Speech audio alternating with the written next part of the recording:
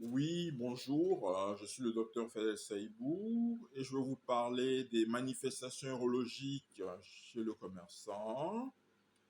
Parce que les commerçants, en raison de leur profession, sont exposés à plusieurs facteurs de risque pouvant entraîner des manifestations urologiques et se trouvent peut-être liés à la sédentarité, aux habitudes missionnelles retardées, au stress ou à des expositions professionnelles. Donc, nous avons les troubles vésico-sphinctériens avec la retention urinaire et la dysurie, est causée par le fait de retarder d'aller aux toilettes en raison d'un afflux de clients, l'hyperactivité vésicale avec contraction involontaire du détruiseur, l'hypertrophie bénigne de la prostate, fréquente chez les hommes de plus de 50 ans, avec comme symptômes difficulté à initier la mission, faible débit, sensation de vidange incomplète, et le risque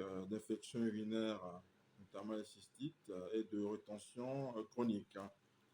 Nous avons ensuite l'incontinence urinaire d'effort, plus fréquente chez les femmes commerçantes, liée au port de charges lourdes, à la toux chronique chez les fumeuses, avec comme mécanisme l'augmentation de la pression abdominale, fuite urinaire. Nous avons la lithiase urinaire avec comme facteur favorisant la déshydratation, ne pas boire suffisamment par manque de temps, notamment. Alimentation riche en sel et protéines, des repas rapides et déséquilibrés. La sédentarité, avec une position debout, prolongée, sans mouvement, favorisant la stase urinaire. Et comme symptôme, on peut avoir la colique néphrétique avec douleur lombaire unilatérale irradiante, hématurie, nausées, vomissements. Nous avons également les infections urinaires, comme la cystite et la pyélonéphrite, avec comme facteur de risque la retention des urines, le fait de se retenir d'uriner, la stagnation bactérienne, la mauvaise hydratation, le diabète fréquent chez les commerçants en surpoids.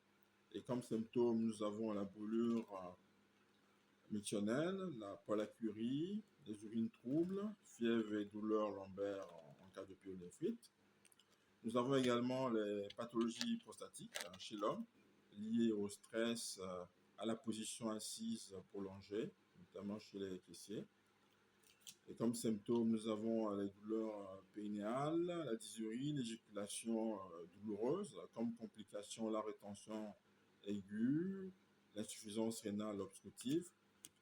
Nous avons également les troubles érectiles et la baisse de la libido, causés par le stress professionnel, la fatigue, les troubles du sommeil, le diabète, l'hypertension, fréquente dans cette population-là.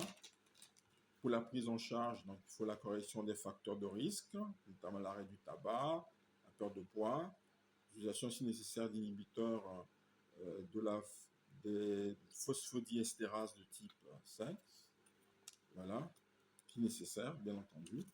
Là, vous avez ensuite quelques questions pour voir si vous avez compris ce qui a été dit actuellement ou avant.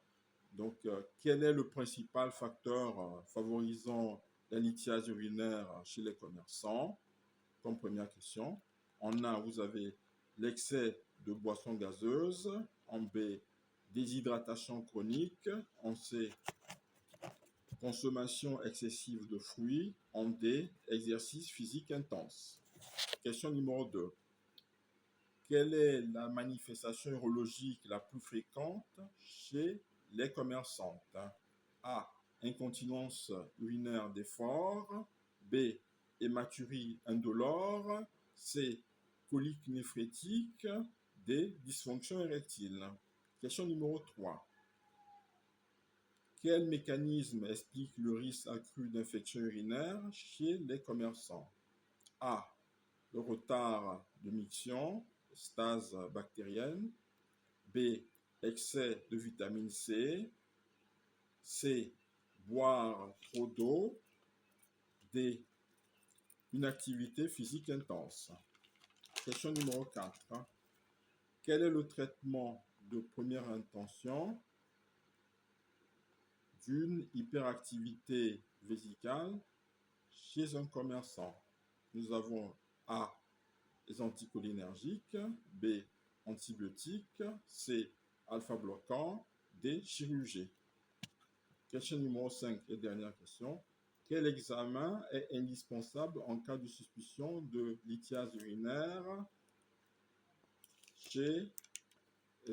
avec colique néphrétique chez le commerçant?